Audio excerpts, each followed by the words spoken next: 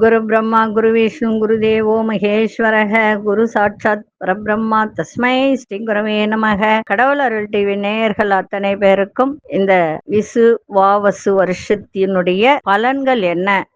இது வருஷ பலன்கள் தான், ராசி பலன் கிடையாது. இந்த வருடம் எப்படி இருக்கும், இந்த சித்திரை மாதம் பிறந்த பிறகு எப்படி இருக்கும், விசுவா வசு வருஷத்தினுடைய பலன்களை சொல்ல போறேன். இந்த பலன்கள் எப்படி இருக்கும், நம்ம இதனால எவ்வளவு ஜாக்கிரதையாக இருக்கணும் அப்படின்றது தான் இந்த பலன். புரியுதுங்களா? எப்போ இந்த சித்திரை 1 பிறக்குது அப்படின்னு பார்த்தீங்கன்னா, ஆங்கில மாதம் 14ஆம் தேதி திங்கட்கிழமை பிரதமை திதி. இந்த பிரதமை திதி பார்த்தீங்கன்னா 8:25 வரைக்கும் தான் இருக்கு. அதன் பிறகு துவிதியை ஆரம்பிச்சிடும். ஆனா சுவாதி நட்சத்திரத்துல பிறக்குது. யோகம் வஜ்ர யோகம், கரணம் கௌளவ கரணத்துல பிறக்குது. அமிர்த யோகமும் மரண யோகமும் இரண்டும் கலந்த ஒரு நாட்களாக பிறக்குது. இன்றைய தினம் சூன்ய திதி, தமிழ் வருட பிறப்பு தான் சூன்ய திதியா இருக்கு. சைத்திர விஷு புண்ணிய காலம். விஷு புண்ணிய காலம் வந்தாலே நம்ம இன்றைய தினம் பார்த்தீங்கன்னா நரசிம்மர் வழிபாடும் பெருமாள் வழிபாடும் செய்வது நன்மை. சரிங்களா? சரி, இது எதன் மேல் இன்னைக்கு இந்த வருடத்துல ராஜா யாரு, மந்திரி யாரு, இதனால என்னென்ன பலன்கள் அப்படின்றத பார்க்கலாம். இந்த வருடத்தினுடைய பொதுவான ஒரு விஷயம் என்னன்னா, கோடை மழை நன்கு பொழியும், காய்கறிகள் விலைவாசிலாம் ஏறும், தங்கம் வெள்ளி விலை மேலும் ஏறக்கூடிய ஒரு வாய்ப்பு உண்டு, பங்கு வர்த்தக விலைகள்லாம் கட்டுக்குள்ள இருக்கும், விவசாயம் ஓரளவுக்கு நல்ல செழிப்பாக இருக்கும்.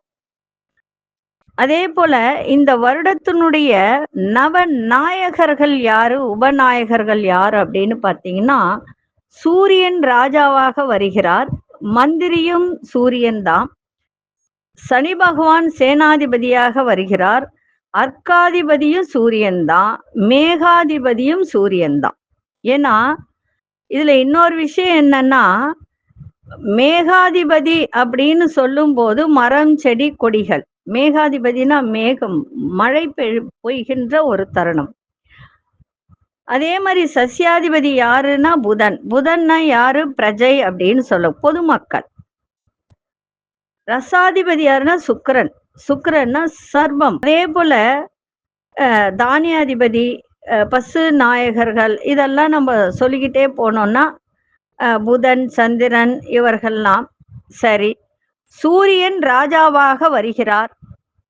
அப்போ நாட்டுல எப்படி இருக்கும் அப்படின்னு பார்த்தீங்கன்னா, பல இடங்கள்ல ஆட்சி மாற்றம் ஏற்படும், ஆட்சியாளர்களின் பதவி மாற்றம் ஏற்படுகின்ற ஒரு தருணம். கோடை காலத்தில் அதிக வெயிலும், குளிர்காலத்தில் அதிக குளிரும், மழை காலத்தில் அதிக மழையும் உண்டாகும் இந்த வருடம்.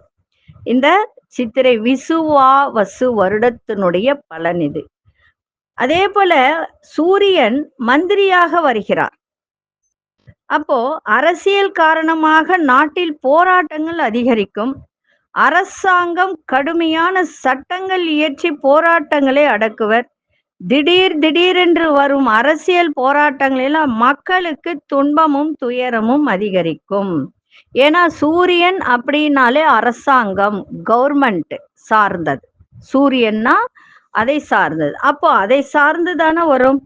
அப்போ ஒரு வருடத்தில் ராஜாவும் மந்திரியும் ஒருவரே ஆனால் அவ்வருடம் அரசு பகை, அராஜக விருத்தி, அதே போல பயம், கொலை, கொள்ளை, அகால மரணம், தொற்று நோய்கள் பெருக்கக்கூடிய வாய்ப்பு ஏற்படும்.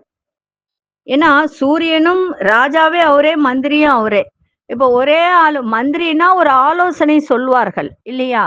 ஆனா 2 பதவியும் அவரே வச்சுக்கும் போது அப்ப என்ன நடக்கும்? அங்க யோசிக்க தன்மை இருக்காது.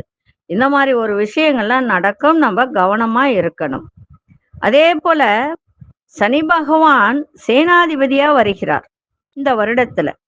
அப்போ என்ன ஆகும்? எண்ணெய் பொருட்கள், சனி பகவான்னா எள்ளுதான் இல்லையா? அப்போ கருப்பு தானியங்கள் உற்பத்தி அதிகரிக்கும், புது வகை எந்திரங்கள் விருத்தி அடையும், நியாயமான காரணங்களுக்காக பொதுமக்களும் தொழிலாளர்களும் கிளர்ச்சி செய்யக்கூடிய ஒரு தருணம் ஏற்படும். அதே போல அர்க்காதிபதி அப்படின்னு சொல்லக்கூடிய சூரிய பகவானும் அவரே வரார். அப்ப என்ன ஆகும்? ஆடம்பர பொருட்கள் விலைவாசி அதிகமாகும். அதே மாதிரி சில இடங்கள்ல இப்ப ஒரு சில ஒரு நாட்டுல நம்ம சொல்லுவோம், மழை இந்த மாதத்தில் மழை பெய்தால் நன்மை அப்படின்னு சொல்லுவோம் இல்லைங்களா? அப்ப அந்த மழை குறைந்து உணவு தட்டுப்பாடு அதிகரிக்கும். அதே போல மேகாதிபதியும் சூரியன் தான். அப்போ கிழக்கு பகுதி, நாட்டினுடைய கிழக்கு பகுதி அப்படின்னு சொல்லும்போது கலிங்க தேசம் அப்படின்னு சொல்லுவோம். அந்த இடத்துல மழை வளம் குறைந்து உணவு தட்டுப்பாடு உண்டாகும். அப்படின்னா என்ன? விவசாயம் கம்மியா இருக்கும்னு அர்த்தம். இதனால விலைவாசி உயர்ந்து, இது தமிழ்நாட்டின் கிழக்கு பகுதி, பொதுமக்கள் இதனால என்ன செய்வாங்க? ஒரு கிளர்ச்சியை ஏற்படுத்துவாங்க. அதே போல ஆனி மாதம் சஸ்யாதிபதியாக புதன் வருகிறார். புதன் விவசாயம் எல்லாருக்கும் தெரியும் இல்லைங்களா? அப்போ ஆனி மாதத்தில் அதிக காற்றினால் வாழை மரங்கள் சேதமாகும். புயல் காற்றினால் பயிர்கள் கொஞ்சம் சேதமாகும். அதிக காற்றினால் மழை வளம் வீணாகும். காத்து ரொம்ப அடிச்சா மழை போயிடும் இல்லையா? எல்லாம் எங்க அம்மா எல்லாம் சொல்லுவாங்க, நல்ல ஜோரா மழை பெஞ்சிட்டே இருக்கு, திடீர்னு பாத்தீங்கன்னா பயங்கர காத்து வரும். அப்பவே சொல்லுவாங்க, இது மழை நின்னுடும், மழை வராதுன்னு. அப்போ அதிகமா காத்து வீசும்போது மழை வளம் குறையும். அப்போ விவசாயம் தழைக்குமா? தழைக்காது. அதே போல சுக்கிரன் ராசாதிபதியா வருகிறார். அப்போ அந்த மத்திய பகுதியிலையும் தென் பகுதியிலையும் நாட்டுல தேவையான அளவு நல்ல மழை பொழிந்து இனிப்பு சம்பந்தப்பட்ட பயிர்கள் நல்ல விளைச்சல்களை தரும். இனிப்பு சம்பந்தப்பட்ட பொருள்னா கரும்பு, கம்பு, சகலவிதமான திரவ பொருட்களின் உற்பத்தி அதிகமாகும். மத்திய பகுதியில நல்லா புரிஞ்சுங்க, நாட்டுல மத்திய பகுதியிலும் தென் பகுதியிலும். அதே மாதிரி புத பகவான் இந்த இடத்துல நிரசாதிபதியாகவும் வருகிறார். அப்போ மரகத பச்சை என்கிற ஒரு மரகதம் அப்படின்னு சொன்னா எல்லாருக்கும் தெரியும், கல்லு. அது ஒரு கல்லு, அதிகமா பயன்பாட்டுக்கு வரும். அப்ப அந்த நேரம் எல்லாருமே மரகத பச்சை மோதிரம் போடலாமா, மரகத பச்சை டாலர் போடலாமா அப்படின்றது அதிகபட்சமாக வரும். இது தாது பொருள் இல்லையா? அப்போ உற்பத்தி அதிகமாகும். என்னென்ன? தங்கம், நவரத்தின வியாபாரம் இதெல்லாம் அதிகரிக்கக்கூடிய ஒரு தருணம். விவசாயிகளுக்கு நல்ல வருமானம் பெற்று தரும். ஏன்னா புதன்னா விவசாயம். அதே மாதிரி நிறைய விவசாயிகளுக்கு நல்ல வருமானத்தை கொடுக்கக்கூடியதாக இருக்கும். சந்திரன் எடுத்துக்கிட்டா அவர் தானியாதிபதி. நாட்டுல மழை வளம் பெருகும். விவசாயத்துறையில ஈடுபட்ட விவசாயிகளும் வியாபாரிகளும் நல்ல பொருளாதார வளர்ச்சியை பெறுவார்கள். அரிசி உள்ளிட்ட நவதானியங்கள் நல்ல விளைச்சலை பெறும். நான் முதல்ல சொல்லிட்டேன், மழை நிறைய வரும், ஆனா காத்தடிச்சா மழை வராது. இயற்கையினுடைய பலாபலன்கள். இயற்கையை நம்ம எப்பொழுதுமே ஒரு நிர்ணயம் பண்ண முடியாது. மழை வரும், சில நேரத்துல பாத்தீங்கன்னா திடீர்னு மழை கொட்டும், ஒரு 10 நிமிஷம் அப்புறம் பார்த்தா ஒண்ணுமே இருக்காது, பயங்கர வெயில் காயும். அதே போலதான், சரிங்களா? அதே போல நல்ல விளைச்சல்கள் இந்த வருஷம் இருக்கும். பால் நல்லா சுரக்கும். மக்கள் ஓரளவுக்கு சுபிட்சமாக இருப்பார்கள். அதே மாதிரில இங்க சுவாதி நட்சத்திரத்துல இந்த வருடம் சூரியன் பிரவேசம் ஆகுது. அப்படி இருக்கும்போது இந்த சுவாதி நட்சத்திரம் அப்படின்னும் போது ராகுனுடைய ஒரு நட்சத்திரம் இல்லையா? ராகு அப்படின்னா என்ன? சூரியனோடு இணையும் போது உங்களுக்கே தெரியும், சூரியனோடு இணையும் போதுன்னா அப்படியே இருட்டாயிடும். அந்த மாதிரி ஒரு தன்மையை கொடுக்கும். அதுக்கப்புறமா நல்ல ஒரு பிரகாசத்தை கொடுக்கக்கூடிய ஒரு தருணத்தை கொடுக்கும் இந்த வாட்டி. அதே மாதிரி எல்லா விதத்திலையும் நன்மை நடக்கக்கூடிய ஒரு தருணமும் இந்த வருடம் இருக்கு.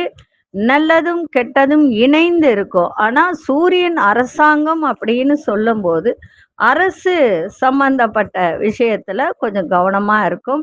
இந்த வருடம் பார்த்தீங்கன்னா, ஆரோக்கியம், அனாரோக்கியம் அப்படின்னு சொல்லக்கூடிய விஷயத்துல, இந்த வாட்டி பொதுமக்களுக்கு மருத்துவ செலவு அதிகமாகும். அத கொஞ்சம் நம்ம பார்த்துக்கணும்.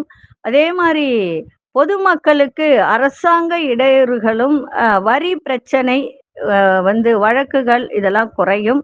அதேபோல ஆதாயத்தை விட அதாவது இந்த வருடம் ஆதாயத்தை விட விரயம் குறைவாக இருக்கும். பொதுமக்களுக்கு வருமானத்தை விட செலவுகள் குறையும் இந்த வருடம். சேமிப்பு கொஞ்சம் அதிகமாக்கக்கூடிய ஒரு தருடம். போன வருடத்தை விட இந்த வருடம் இருக்கும். ஆனா, கொஞ்சம் ஆரோக்கியத்த பார்த்துக்கணும்.